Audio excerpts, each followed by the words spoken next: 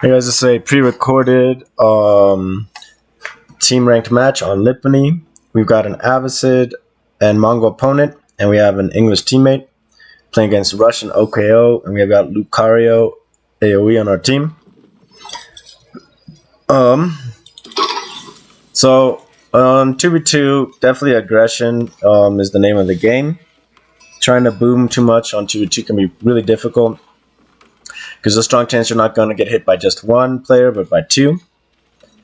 So we're going to go for a trade horse build, just going to Ketchik aggression. It's pretty standard for us now.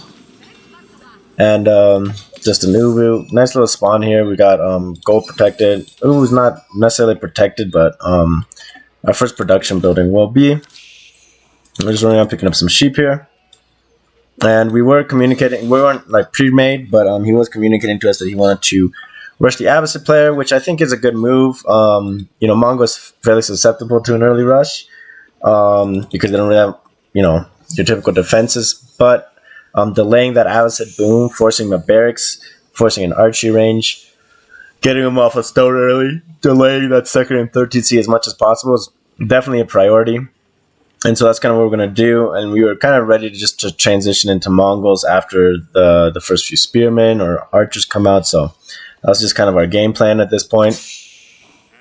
Tap that. Current resources. It does show points as well. Interesting. I'm curious to see Fog of War wise to see what our opponents were doing. He's on berries. 8 on berries instead of on the sheep. It's pretty smart move, I'd say, because sheep you can always get safely. Our opponent here, he's got a lot of villages on wood. 5 villages. Oh, so this is a tower rush play, right? This got to be a barracks play. Yeah, he's got 4 on wood. So he must be looking to do some sort of tower play. He's up to 120 wood. Again, this is kind of one of those things where people have different opinions in terms of the meta and stuff, but I do feel like Tower Rush is not your ideal opening as a Mongol player. In some cases, in some matchups, I can see it being definitely worth it. But in general, I think it just sets you so far behind. So his barrack is coming up, so he's going to look for like a Tower Rush play, but I don't know. Especially on a 2v map, it's just like it's such a long distance. So while he's about to tap up his barracks, we're tapping up our silvertree, so just kind of shows you the difference in timing. Eco Wing is going. Our ally doesn't have his landmark going yet, but I'm sure he'll be up shortly. Oh wow, he actually isn't. This is an interesting play from him. I'm actually really surprised. It's like a delayed H2. I guess if you're going to stay in H2 and just commit to like a feudal all in, it doesn't really matter that you age up a little bit later if you're just set for constant production, but it does just feel a little bit weird not getting that early longbow out as soon as possible.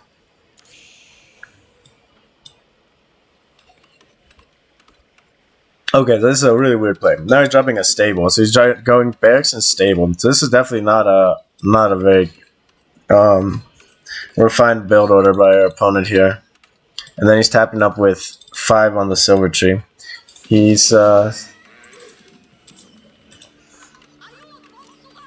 we do see him calm kind of last minute. We do garrison. I think we get the kill.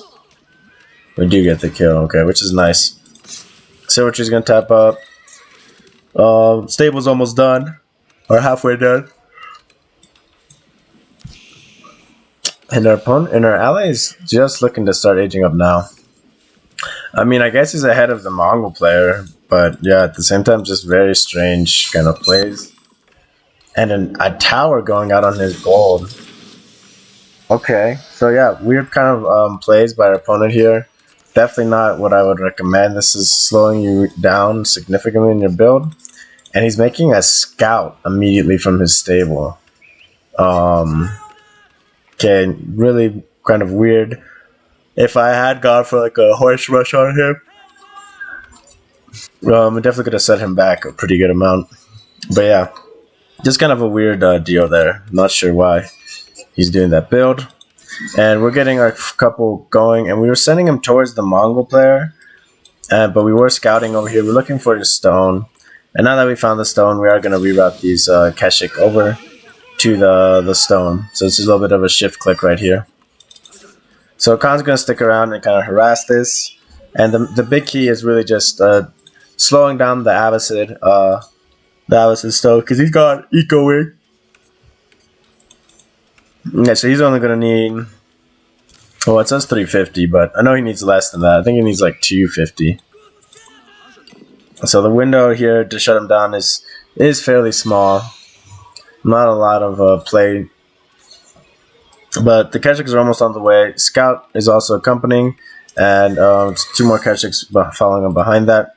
And he's sending his Keshiks over to our base, which is okay. Again, we're pretty safe here. Our ally also dropped off a ton of sheep for us, which was really big. We wanted to scout out the Mongol player's base. Kind of a mistake here. We dive under TC, unfortunately. We were doing micro over here. And the big thing is we've denied him his stone just in time. He's going to have to drop the barracks now. He's dropping 2, which again, I feel like is a little bit of an overcommit, dropping double barracks. It puts us in a really good spot. He can't raid our gold really, so he's just kind of chilling around there. Our ally was pinging us to hit this front side, and we were planning to, so we're bringing over the next set of Keshik over to deal with that. And our opponent is bringing Keshiks over as well. So this is kind of just a weird kind of a spot where we got a split area. And if he consolidates his forces into one spot, there's a strong chance that we lose we'll lose a couple of units here.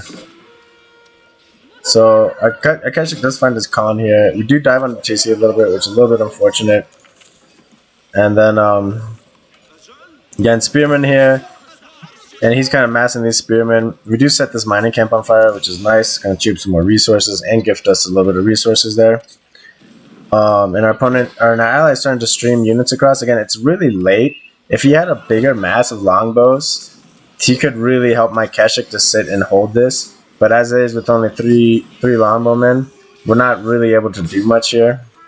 And my Keshik are falling back. We were rallying him over to go back and around and deal with the Mongol player. At this point, you know, I've noticed that there's 4 Keshiks. I can't fight it with just 2 Keshiks. I've already lost one of them. He's got 3-4 longbowmen, so it's not worth holding this. So I'm just going to fall back, and I'm going to shift my aggro over to the Mongol player base. We have dropped a archery range as well, and we are starting to trade. So we're up to 3 traders. Not the best trade, only at 37 gold a pop, but we can kind of push this a little bit here. And Mangadai are kind of getting a little bit of pressure here, and that's why it's important under this Mangadai transition as well. For these cases when there are spearmen and stuff, they do a really good job of accompanying your Keshiks. So we're gonna focus on the stable. Right now, barracks is just basically spearmen, and it kind of sucks having to fight spearmen, but we can kind of deal with it. Our other Keshiks have come over, and now we can see our military. Killed 8. Okay, so we can't actually see like military numbers, I guess. But we've got 4 Keshiks, 3 Mangadai, and he's got 2 Keshiks. We know that his Keshiks are over on the way, and he outnumbers us in Keshiks. So we're gonna have to be a little bit careful about how we take an engagement. But the big thing is we have these Mangadai, which are gonna help actually quite a bit. Being able to harass, you know, these little bit of damage here and there. You know, that's 4 damage. It doesn't amount to much. But over time, it does start to add up. So use our speed arrows, stay out of a charge range here, and we're just kind of chewing away these Keshik mass with a Mangadai. And again, behind this, we've got constant production coming through basically through here. I would like to maybe do a little bit better in terms of my my production here with my Mangadai, but you know, we're just harassing here. This stable is almost on fire. We're pretty sure that he didn't have more production buildings after this. But again, our mass is really growing here. We're up to 6 Keshiks, and he's up to 7. So we're only a little bit behind. And we got Mangadais coming out. And the big thing is his Keshiks are just slowly getting chunked away. Now, he does drop this archery range, which has us a little bit worried. Our ally was kind of massing and pushing towards this. Again, Pink's army was over here, so I opened up the field for green to push. But red is also gone up to double TC, so I think green could have probably done a little bit better job of getting a little bit more aggro there. But this is really big. This stable gets burned down. We've got it really weak, so we don't have to commit here. And so what we're going to do is we're going to start burning down this range. This double range, if you start double cranking archers out of here, is going to do a really good job of neutralizing our Mangudai mass. But as long as we can keep this fight somewhat close, numbers-wise, we'll do a pretty good job being able to fight this. As you can see, we're getting decent torch damage, and he can't really engage us here because we're just kind of running. And he actually makes double produced Mangudai, which I was kind of surprised that he wanted to try to do this kind of from behind to try to catch up with us. And in some sense it's a good move, but it's also really hard to like maintain that, get that mass lead once you're like have fallen behind in the mass. And behind this, you know, is a big thing is we're just building up Keshiks. So he's at 7 Keshiks, we're at 9 Keshiks, and we got 5 Mangudai to kind of help accompany this. He's again producing archers, but we're just a couple torches away from setting this on fire. And once it's on fire, it is actually a pretty big deal. Behind this, he's got his blacksmith in his stable. Behind this, we also have our blacksmith, and we have our +1 damage. So we're starting to hit pretty hard. I did want to start getting this iron undermesh as soon as possible. Traders are up to 8. And here we're kind of on this kind of a dicey area in terms of being able to fight this. He doesn't have many Keshiks left. He's got a lot of archers. And that's most of this army is archers, really. So we're going to go ahead and take this fight because it's mostly archers. There's only a couple Keshiks here, and we have a really big Keshik match. We still have 8 Keshik here. And they're going to be healing through. The Mangudai are chewing up through these spearmen decently. And now that he loses, he's only got a couple, like 1 spearman left. And we still have 5 Keshiks, and we still got plenty of Mangudai coming in. And we got more units coming in. We've also transitioned our eco onto food here, so we're able to push back this army, take a pretty good fight here. It was a good engage, like it was, you know, it was a trade, but it pulls us ahead here, and it makes him have to pack up his military and reset. Behind this, horsemen do start trading into raiding into our lines here, which is a little bit unfortunate. Our allies were starting to aggro here, which was nice to see him aggroing these bases, getting some pressure behind this. Our opponent's got Silver Tree, by the way, and he's not trading, which is a pretty big deal. Though we are losing traders right now, so we're just gonna get the burn down on this Uwu. It's not like a lot of stone we're denying here. We're only denying a little bit, like almost nothing. But it is healing up our Keshiks, and we are gonna get a raid bounty from this. I probably should have pulled back even just my Mangudai from me, or half of these Keshik to go over there. Behind this, we did go double TC. So going the double TC behind all this aggression and stuff is a really strong play. You know, you can see the difference in our eco at this point. You know, he's 1 TC, no trade, and he's committing into full-on pastures here. But we've gotten double TC. We got a couple of pastures. I mean, the sheep have really helped us. Our gold has been floated a lot with these trade, and we're going to be able to come back and kind of clean this up. Behind this, our ally is getting super aggressive on our opponent and getting a lot of damage in. You know, taking even down 1 TC is a big deal in terms of getting your value back. So over here, we're trying to find these horsemen. Again, we're not privy of seeing them, so we're going to head over to the market and see if we can find them. They do run into our TC vision here, so we're just going to garrison real quick. We're going to reroute our army. And yeah, he's going to leave these units, but he did take out a decent amount of traders. We were up to like 9, so he took out about like 4 traders, so definitely hurts to lose those guys. But again, end of the day, we got a bigger standing army now than our Mongol Mir, and yeah, I mean, I guess he's got a bigger army technically in terms of numbers, but value-wise, I bet you we're doing pretty good. So the abbasid player reaches castle, which I felt was really interesting. Like, I don't know if that's the right play while you're getting ram rushed by an English player, but I mean, you are 2 TC, so maybe, you know, you just float that and get back into it with the castle units to fight the longbows. And in some sense, that's the only real way to deal with longbows, is like a Mangudai or something, or knights. And we're just going to go up and around. We're queuing this unit to go check out the trade. On the way, we are going to incidentally run into this Uru. And behind this, we're going into double productions buildings, so up to 4 production buildings now. And we're rallying just in front of this base just to give us a buffer zone if he starts pushing into us. We're not looking to castle yet. We're just kind of re-upping our trade. Back up to 9 traders, which is nice. We did move this back a little bit, so we're getting almost 20 gold more per trip. We run into a villager here. You see this Uru, we're just going to start burning this down. We will eventually split our con to go check the trade line. And behind this, we're just massing units. We are rallying in the stealth force to get kind of a sneaky jump if you see him. But we don't have a scout in there, so we're just going to fall back and just kind of mass safely here by the base. Get a tower over here for some vision. We did have to pull some villagers onto deer. We pulled 11, so we don't run out of sheep too quickly. And we're up to 6 pastures. Our opponent is also up to 3, 6. Wow, he's up to a shit ton of pastures too. Okay, so he's getting ready to boom here. But the big difference is we got a big eco count difference. So while we were burning down here, we see the silver tree. We see that he's not in there, so we're just gonna bring this army over and around and commit to a flank. And our ally is going all in here. He's pushing hard on this main base. He's taking out stables, taking out buildings, so getting a lot of damage here. Also denying a lot of gold here. Our opponent is really unlucky with this gold spawn. I almost feel like pulling him all the way back to this safe gold would have been the play, instead of like just sacrificing units under this gold. He might have just like not paying attention and not seen it, which is a very possible thing. Over here we attack moved onto here, but it aggroes into the tower, which kind of sucks because we missed a little bit of opportunity to get some damage in on these villagers. So we're gonna have to drop our our attack speed there. Kind of sucks. I probably should have just gone for like movement speed, to be honest, because we didn't like we've got 3 Mangadites in a con. We're not doing that much damage.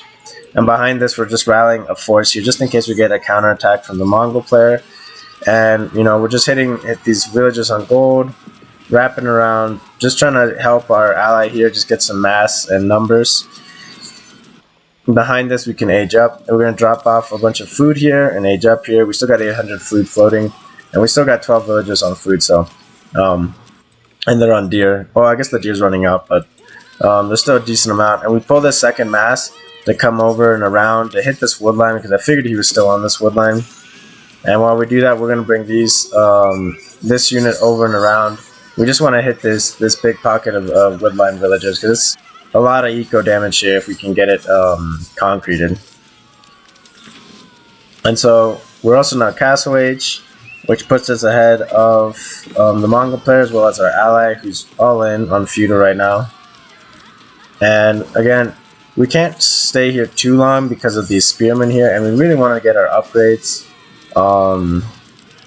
So you know, we're getting a little bit of damage here. Our opponents our enemy here has got a lot of Mangadai, so they're chewing up our Mangadai, and we're trying to get some damage in with the Keshiks here. But again, a lot of spearmen still involved in this fight, and we can't really stick around too long, so we're just gonna back out completely. We got 11 Keshiks here, all the better if they're castle Keshiks, veteran Keshiks, so we're just gonna fall back and run away.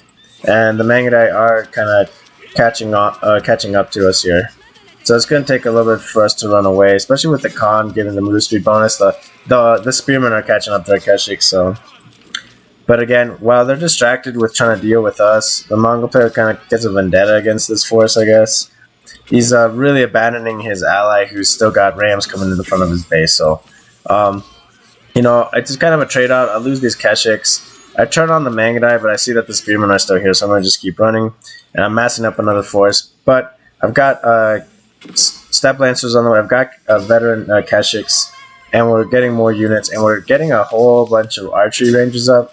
Because I wasn't, like, I see a bunch of Mangadai, and if you transition to all Mangadai, you can really mess me up if I go into all Keshiks. So again, we take a little bit of a trade here. And we just kind of trade out as best as we can here, killing some units. But behind this, we're just massing units, and we're kind of prepping for our age up, or not our age up, for just mass units and for kind of a final push in castle. Really is what we're looking to do. Our opponent here is pretty much losing his starting TC. We got Rams here, and he's down to 2 TCs and whatever amount of villagers he's got left here. There's 8 villagers there. Oh, so he put a bunch of villagers over here. He's got 27 villagers over there. And we pull our army back a little bit here. We consolidate. We weren't sure if this Mangudai force was moving over or if it was coming to raid us, our trade line. And that's why we came back over here. Again, 9 Mangudai are able to deal with these 10 feudal wage Keshiks really, really well. So we're just kind of massing it. We're going to start pushing across. We'll send our Kurotai over. And yeah, the double TC transition really helps slingshot and stabilize our eco. If our gold never gets raided, we've really never stopped producing Keshiks there as well. And yeah, that's pretty much it. This game is very much going to tap out there. Just a nice little showcase in terms of aggression, applying early pressure on abbasid, then rotating onto a Mongol player, taking a fight when we actually had the numbers to win it. You know, just kind of slowly picking away at them until we were able to. And yeah, that was a big thing too, was taking that fight at the appropriate time. We take that fight early and we lose all those Mangudai and Keshiks early, and then it's a totally different thing. You know, now we'd be pressed into our base. So yeah, that was this match. Diamond ranked, and yeah, I hope you guys liked it, and I'll see you guys on the next one.